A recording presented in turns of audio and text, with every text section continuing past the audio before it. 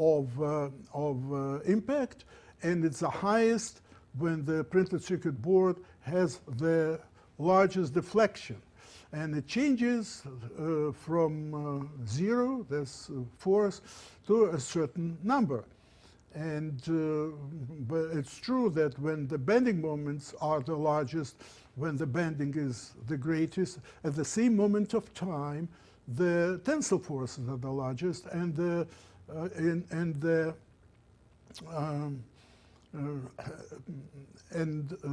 membrane stresses are the largest. But the bending forces follow the linear approach, because the bending stress is proportional to the deflection. However, the membrane stresses are proportional to the deflections cube. You'll see that in a minute. And that for this very reason, when the deflections are small, and that means in cube they're even smaller, that means that we can neglect them if the displacements are low. But if the displacements are not low, in cube, these forces that are proportional to the deflection in the exponent is cube, they can be large, and if its displacement is significant, we will see examples for real printed circuit board, the tensile stresses can exceed considerably the bending stresses. So we will examine the nonlinear response of an elongated printed circuit board. Then we will consider printed circuit board of finite aspect ratio subjected to a sudden acceleration applied to its support contour. I will not go into the great details. The problems were solved and published, and the solutions were obtained in special functions, which I will not torture you with. But at the same time, I'll say that these functions are tabulated and they're exact solutions. And certainly, maybe not everyone would be able to come up with these solutions, but everyone can easily apply them. Because all these papers have numerical examples at the end, and even here I'll show you numerical examples, and you will see how simple formulas and work, and they work very nicely. Then we will consider a flexible square printed circuit board subjected to a drop impact load applied to its support contour. And then the coordinate function in the dynamic response. You remember I mentioned to you at the very beginning is a question, natural question, whether we can get away with assuming that nonlinearity affected only the principal coordinate and didn't affect the coordinate function, or maybe in some cases we cannot do that. But I'll tell you in advance the result, that in the case when you have a simply supported printed circuit board of any structure, yes, you can do that. The nonlinearity, the tensile stresses will not affect the coordinate function, and you can use the same. However, in the real life, in the real structure, not in the testing, your printed circuit board is never simply supported, and therefore you have to consider the fact that nonlinearity affects both the principal coordinate and the coordinate function. Therefore, the bottom line in my recommendation was that, fine, we distort the life significantly already by the very fact that we increase the loading, but we don't want to distort the life also in such a way that to make our life more complicated. So I would say it's okay. Even I would suggest that we, in our test vehicles, if our objective is to predict in one way or another the lifetime of the solder joints, is that we should use simply supported printed circuit board. Again, that's for the situation when we test solder joints on the board level. And here the final thing with nonlinear response is, could an impact load of finite duration acting on a nonlinear oscillator, Duffing type with a cubic characteristic of nonlinearity, be substituted with an instantaneous impulse? So I'm asking myself the same question that I asked myself when we dealt with the linear systems. And you will see that the answer is substantially different.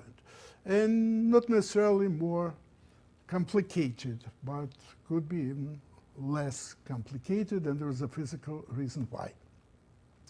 So let's go and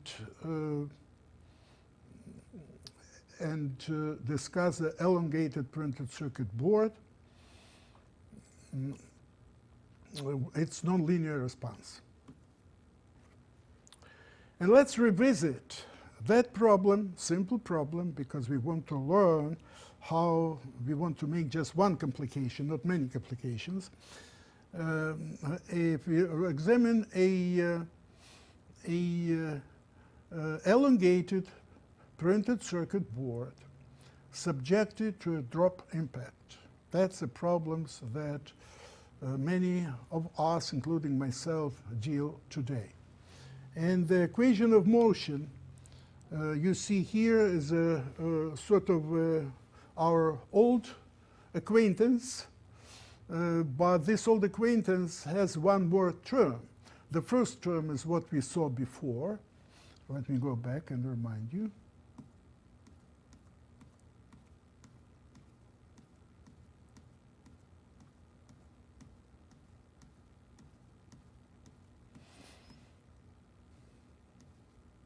I'm talking about this equation, the first one, and pay attention to the fact that it contains two terms.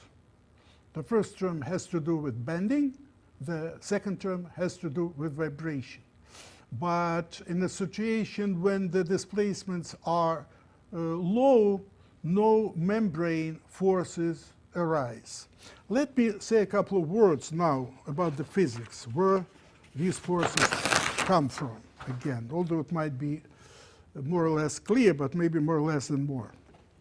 Let's say that we have a printed circuit board subjected to drop tests.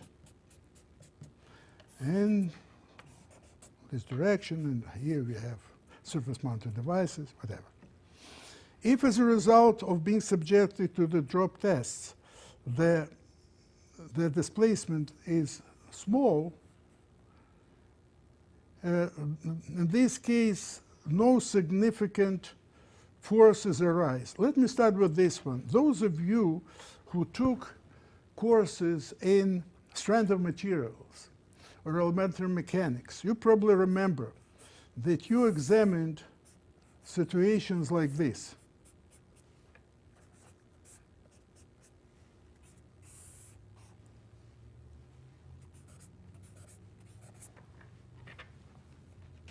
Can I show these?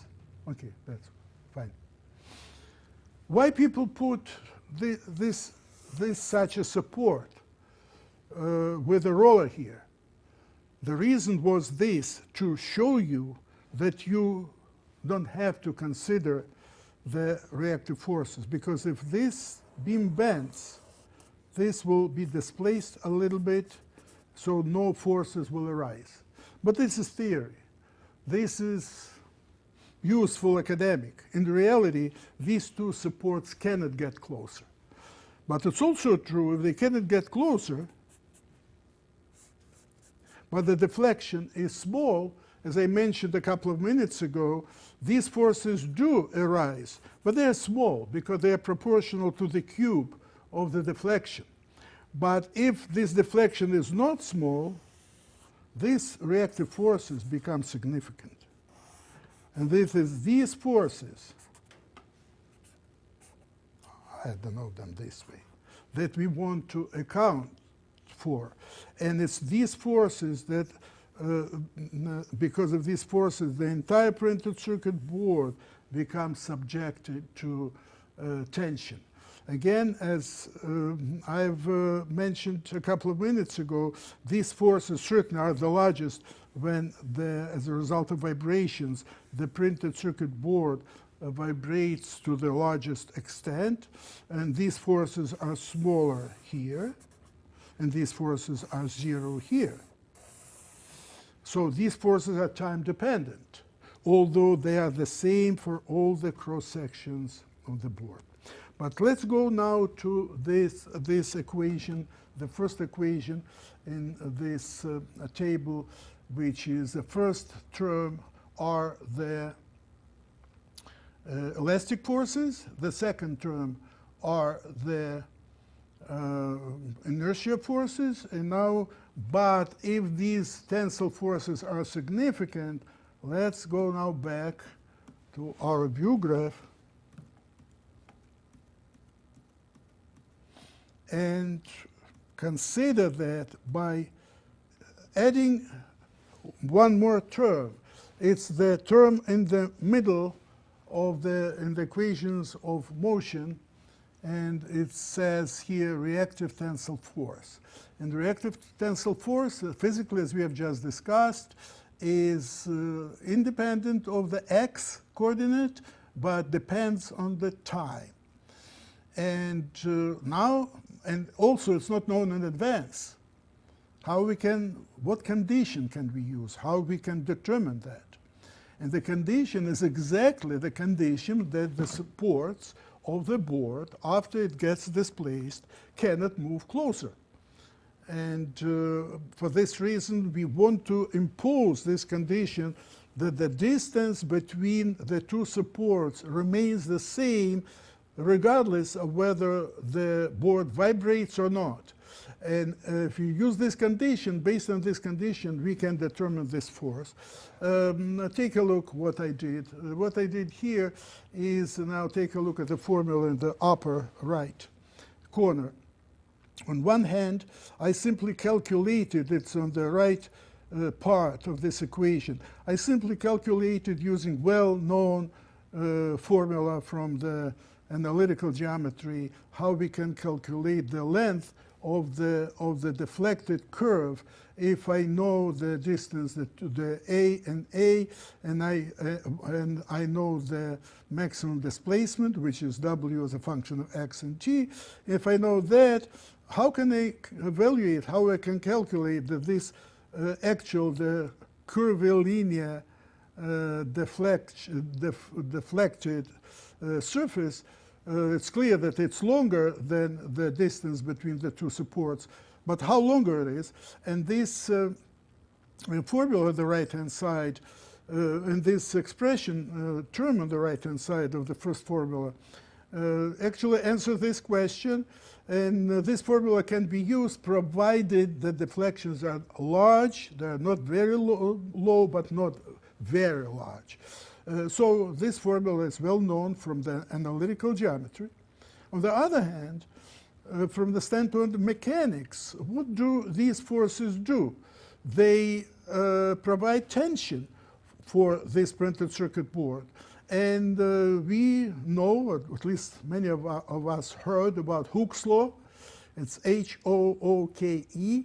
Hooke's law that tells you that if you know the force that acts on the beam, on the specimen, on the plate, you can calculate the elongation. And that's, using the Hooke's law, you calculate the elongation on the left-hand side of this equation. So this equation that says that elongation should be whatever it is geometrically and whatever it is from the standpoint of the applied force, and it should be the same. That means it gives you an equation from which you can determine this force, because in this case, because W is a function of x and t, deflections, of course, and you have an integral that integrates everything along the plate, the result will be time dependent, and that's right, the force is time dependent. And here's the equation that you obtain if you take this formula, which we obtained before, which is W displacement is equal to the principal coordinate times the deflection function, and we introduce this formula in the equation, so-called compatibility equation, condition of the non-deformability of the support contour, and solve this equation for the tensile force, we'll obtain the formula that you see here. It's a formula that tells you that the force is proportional to the principal coordinate squared. the force is proportional to the coordinate squared. And here also the force increases with an increase in the flexural rigidity, and it reduces with the increase of the thickness of the board squared, and if inversely proportional to the length of the board, the exponent is 4. And when, in this case, when we will calculate, we will introduce this formula for reactive tensile force. If we will introduce it to the equation of motion in the upper left corner, in this case we will have we will obtain and introduce a notation which I call parameter of nonlinearity, which is a number for this force, mu. We will obtain a basic, important, interesting equation or nonlinear equation for the principal coordinate that you see in the lower right corner of the view graph. So the difference between this equation and the equation that we had before for the principal coordinate is the last term that makes this equation nonlinear. And this kind of nonlinearity is known in other areas of engineering, particularly in electrical engineering. It was analyzed by a famous German mathematician by the name of Duffing, although Duffing obtained an approximate solution to this equation.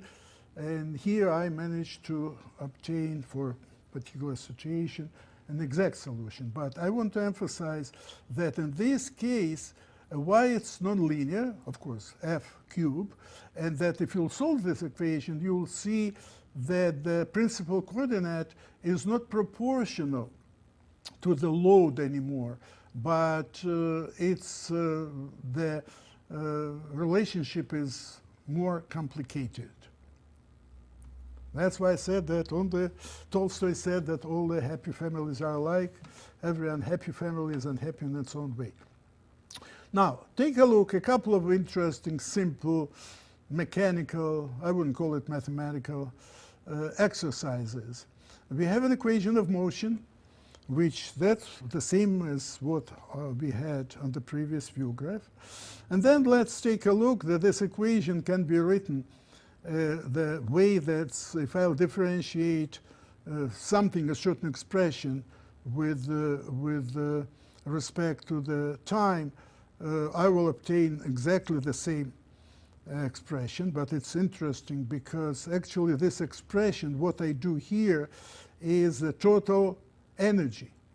Mechanically, what you see in the parentheses is total energy, and it doesn't change in time. Therefore, no wonder that its derivative with respect to time is 0. It should be time independent.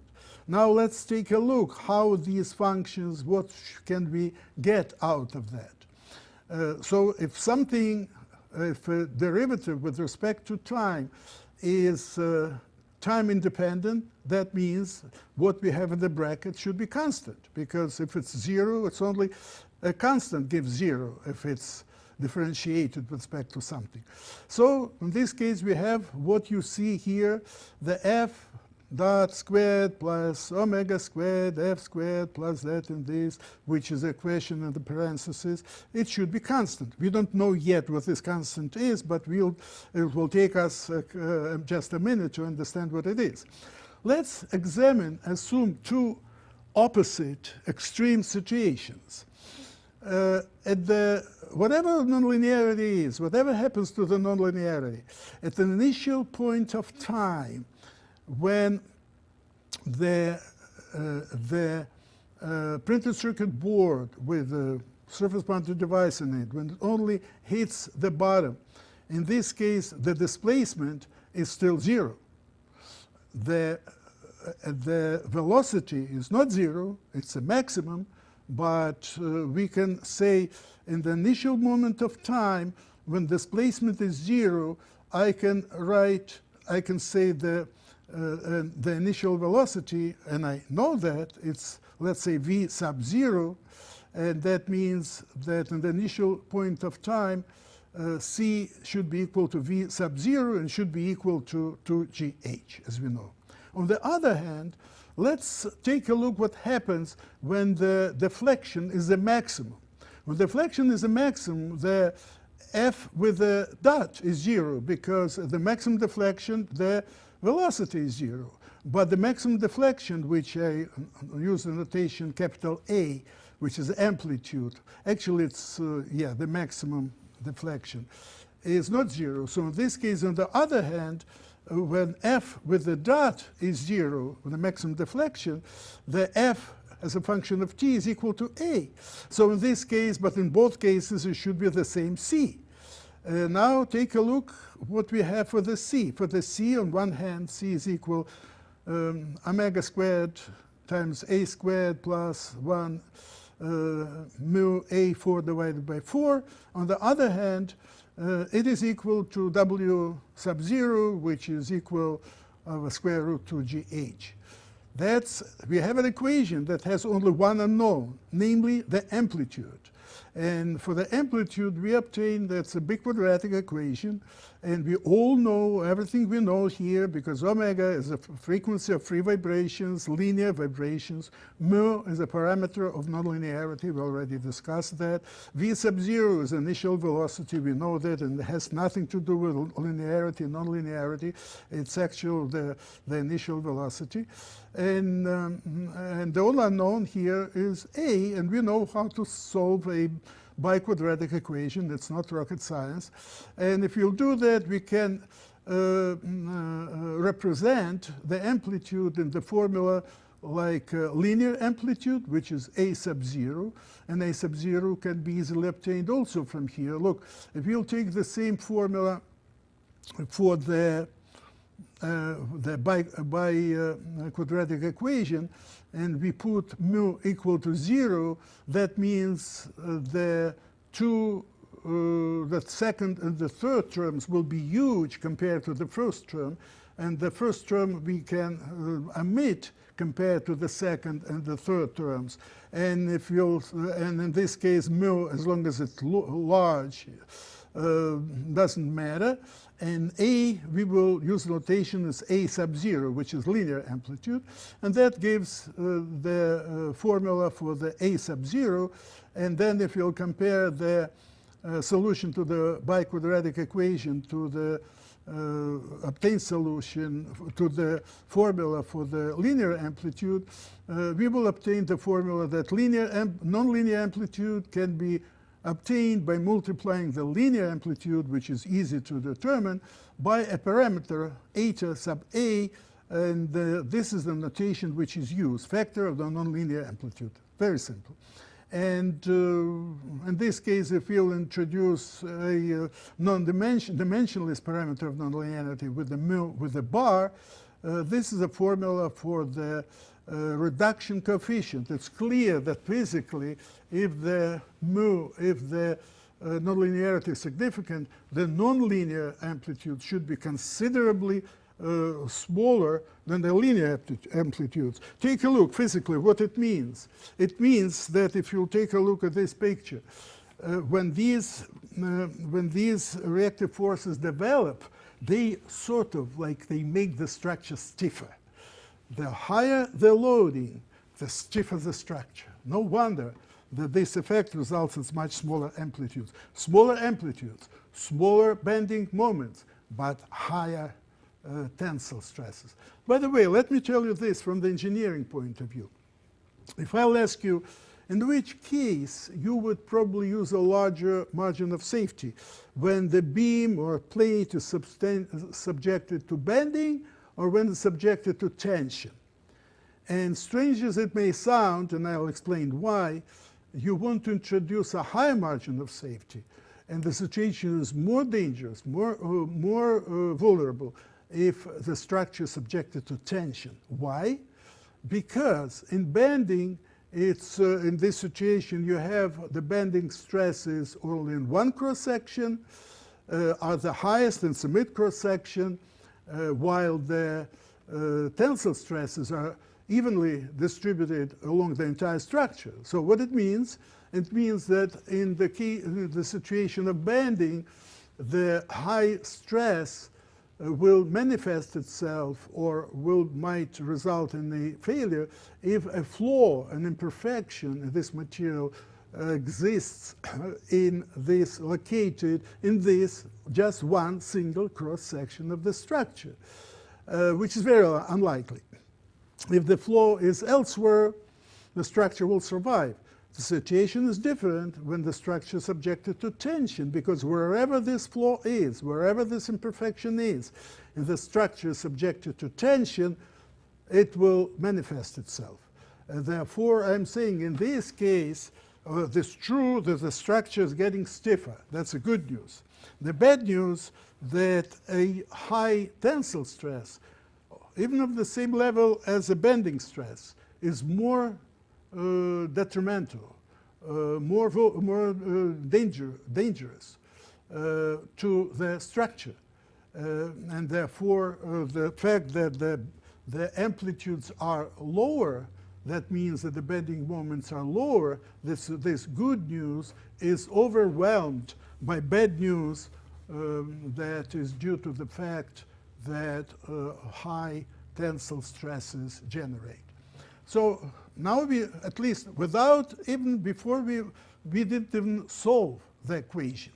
And the solution to this equation, we will see it, we'll discuss it. It's not that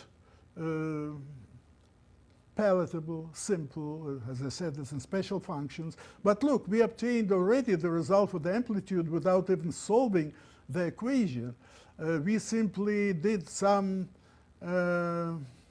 good, nice mechanical tricks, which are based actually, although I didn't say that, on the principle of the energy, conservation of energy. Now we'll examine the situation. We know the amplitude, and we will see a nonlinear response of a printed circuit board to a finite aspect ratio to an impact load applied to its support contour. So far we examined, I simply demonstrated how we can do that for elongated plate. And here I'll simply describe the results, physics. I will not go here for this problem into mechanical details. I simply will describe the physics of the problem and the results. And I will come up with some simple discussion. I encountered with this problem, I would say probably about 20 years ago, when I was at Basic Research Bell Labs, and I collaborated with the Federal Systems Division of Bell Labs that later on became part of General Dynamics. And what you see here, it was a printed circuit board that was installed in a missile. And the missile and on this printed circuit board, it's a thin printed circuit board with many surface-mounted devices installed on that. Maybe it was at that time not even surface-mounted, but probably they were. The problem there was that these devices couldn't be operated at a very high acceleration level. So it was clear that, and I remember, and you'll see an example in a minute, that the acceleration of the contour of this board was 25 Gs, not that huge. Actually, that was the actual acceleration of that missile. What's clear physically, that this board participates in a couple of motions. First of all, its support contour, it was a suddenly applied acceleration of a constant value, and it wasn't removed, and it was during the process of the takeoff process, the contour was subjected to this acceleration.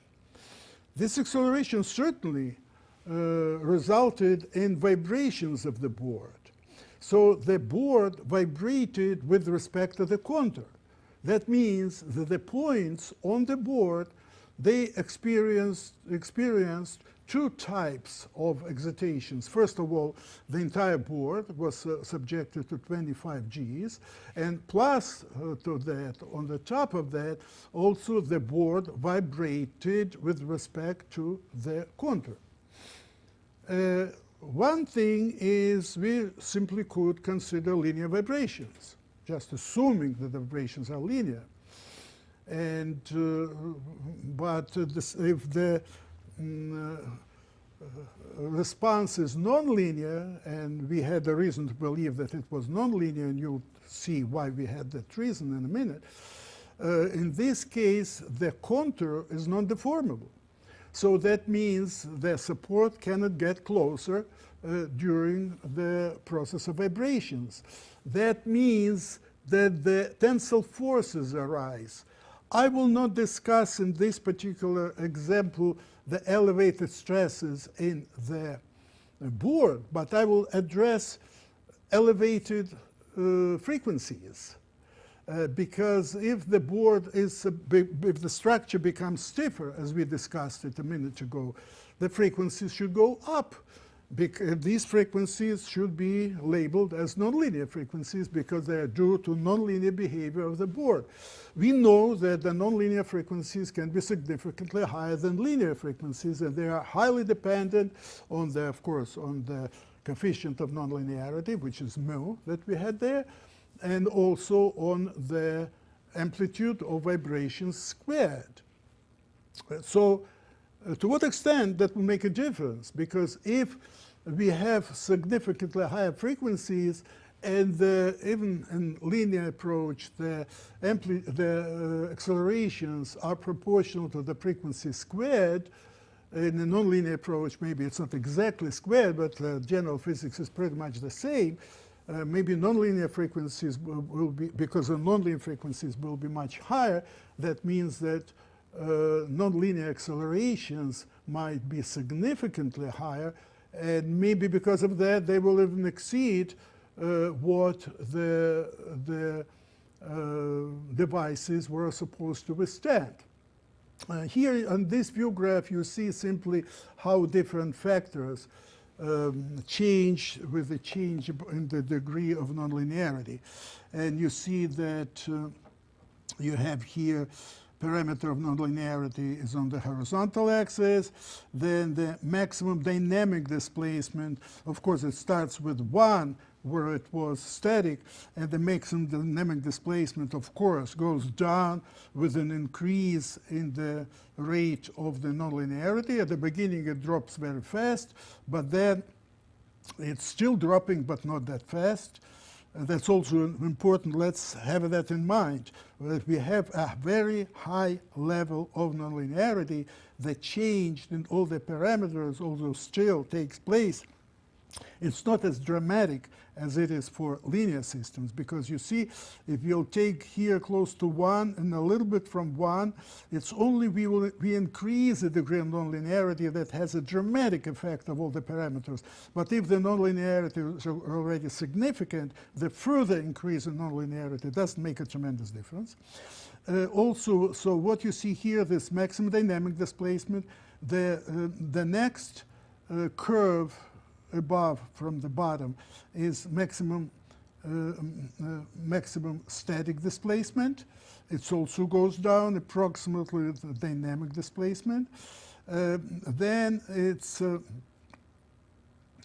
we have the maximum acceleration, but the factor of maximum acceleration goes the other way around. The maximum factor of maximum acceleration can be as high, generally speaking, here you can be as high as 2, but if coefficient mu trends to infinity, if it's very high, the analysis shows that this maximum acceleration can increase by a factor of 3. So in other words, the maximum acceleration can be higher than the maximum nonlinear acceleration, can be higher than linear acceleration by a factor of 3. And now let's take a look at a practical example that we dealt with in an absolutely down-to-earth situation. What you see here is this printed circuit board that we addressed, and the dimensions were 20.3 centimeters width and 30.5 centimeters length, and it was made out of glass fiber reinforced plastic, and it was, in reality, it was simply supporting its contour. It was subjected to a constant suddenly applied acceleration 25 Gs. Not that huge at the first glance. And the device, I was being told, we knew, the device can withstand acceleration only as high as 100 Gs from the standpoint of its functional performance. So when I calculated the linear response, so we have the contour, which is the entire board goes up with a constant acceleration 25 Gs, and if it vibrates with a certain calculated linear frequency, the calculated, says a linear approach would result in maximum acceleration of 65.5 Gs. So 65.5 is significantly higher than 25 Gs, but it's still okay because the devices, vulnerable devices, are able, as I've been told, we were told, is able to withstand 100 Gs. But when I calculated the nonlinear accelerations, and that we have already discussed, the factor could be as high as 3. In this particular case, it was only as high as 2.62. The acceleration in the center of the contour was as high as 118.45 Gs. So look, at the first glance, it goes up, and the acceleration of the contour is 25 Gs. But the maximum acceleration in the middle of this plate is as high as 118.45 Gs. So what I did, I said, okay, I calculated the rectangular, as you see there, in such a way that if you put your device outside this rectangular, that shaded rectangular, it's fine. Your device will not see a acceleration that exceeds 100 Gs. But if you put it inside, particularly in the center of this board, can be as high as 118.45 Gs. That's a situation, again, it's absolutely 100% practical situation that I dealt with. Let me see, when was it published? It was published in 1992. So I dealt with this problem about, I would say probably 1989 or something like that. And that was before the era, I think, of not maybe portable devices, cell phones, but before we started paying significant attention to the dynamic behavior. Another problem that at that time we encountered also had to do with military applications, is that the printed circuit board that was installed in a rapidly shooting artillery or a maritime artillery and device, and was subjected to repetitive shock loads, because these shock loads came from the repetitive shock loads that came from the high speed, the shooting like machine gun type artillery. And so with a similar situation, and let me just read. First of all, also I want to indicate that transient linear and non-resonant response can exceed the steady state response by up to 2 times. So that's also important when we were discussing whether we deal with a steady state or transient vibrations, where linear and non-linear. Usually in the majority of cases, people get away with considering steady state, but there are some cases when non-steady state vibrations will exceed the steady state and linear by a factor of 2.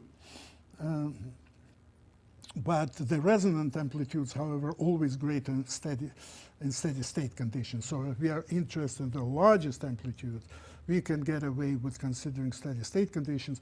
But if we don't have resonant conditions, it could very well be that the non-steady state, because at the beginning, what happens, let me go back probably to the, it's important that I indicate the physics of that, and then I'll come back.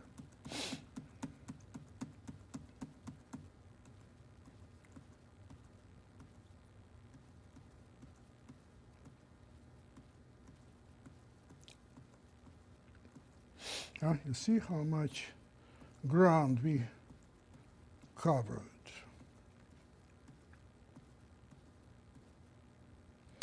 Take a look. If you take a look at one of these equations, the first one or the second one, and if the initial conditions are 0, and you have the harmonic excitation force, that's what will happen. You'll have a situation like this.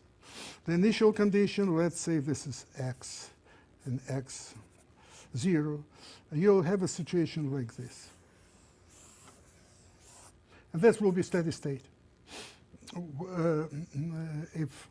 So this is the this is transient part, and this is steady state. It's fine.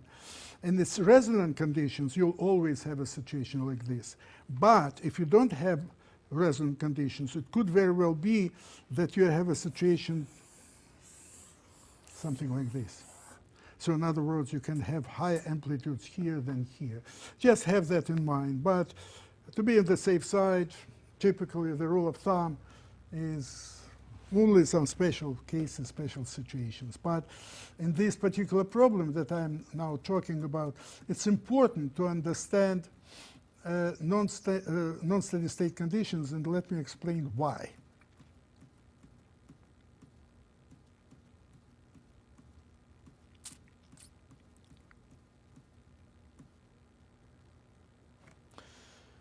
Because actually what you want to find out, and when you deal with repetitive impulses, and that's a loading which is widely spread in many applications. And this is what, if a certain load x, let's say, at the beginning, then it generates certain vibrations. The question is, if these vibrations fade until the next load impulse is applied, they are not repetitive. The response is if each time you had just a single loading. But if for the given period of vibrations and even the given degree of dissipation, if the next load comes here, it's very important to understand to what extent it faded and what is the phase angle at this point, because it is of course clear there's tremendous difference if the system goes up and my impulse goes down. That's one thing. And another situation when the board goes down and my impulse goes down, so this impulse, the board goes up and the impulse goes down, that's the worst condition. But if I have a situation the board goes down and the impulse goes down, it's a much better situation. So the phase angle at the moment of encounter is very important. And this has to do with this problem. So without going into the details, everything is published. I will simply read you the conclusions. And it was published in application to different problems at different times. And if you will take my book, Applied Probability for Engineers and Scientists, this problem, including the stochastic, probabilistic part of that, is described in detail. And I say that transient, linear, non-resonant responses can exceed the steady-state responses by up to 2 times. And the resonant amplitudes, however, are always greater in steady-state conditions. Nonlinearity has an important effect on the response of the printed circuit board to repetitive loading. Application of the linear approach can result in absolutely misleading data. And it's exactly because, as we described, the response function, the resonance function, is completely different in the presence of nonlinear behavior. When nonlinearity is significant, chaotic vibrations occur. That takes us, you know, there's chaos in nonlinear systems. That in this, I will not discuss it here, although it's an interesting phenomenon that takes place exactly in these very practical situations. You don't have to go to physics to the accelerators of the charged particles to observe that. It happens in our world, very simple world of electronics engineering, and certainly we can learn a lot from what other people observed in other areas. By the way, let me tell you this, that I've learned a lot from other areas of engineering, and I contributed to other areas. Therefore, I'm proud that I'm fellow of 5, at the first glance, completely different professional societies. Now, here I will discuss a recently solved problem where Milena Vujošević from Intel and Tommy Reinikainen from Nokia and I, we examined the situation for portable information devices and for devices that Dr. Vujošević was interested in. And it's published in just recently, January this year, in Journal Applied Physics. And the analysis was carried out in application to development of a test vehicle for the evaluation of the dynamic response of lead-free solder joints to an impact, drop or shock load acting on the plate support contour, which is considered non-deformable. And it actually indeed was non-deformable. This circumstance, if the drop height and the inertia forces are significant, leads to elevated in-plane membrane stresses and to nonlinear response. Additional concentration masses might be needed to accelerate the printed circuit board response to a shock drop impact, load, and accelerated testing of the dynamic strength of ball grid arrays of solder joints. I will simply go now through some examples where we will be using results that, as you remember, I'll use them. We'll go through numerical examples because these examples were very useful to understand, and they were calculated for real, actual printed circuit board with actual conditions, and we will see where we are, whether this nonlinearity is a paper tiger, which is not, or we have to consider it. So the analysis is restricted to the first mode of vibrations. We roughly addressed that. Even in a linear system, the first mode of vibrations is responsible for 83% of the entire energy. In a nonlinear system, it's hard to make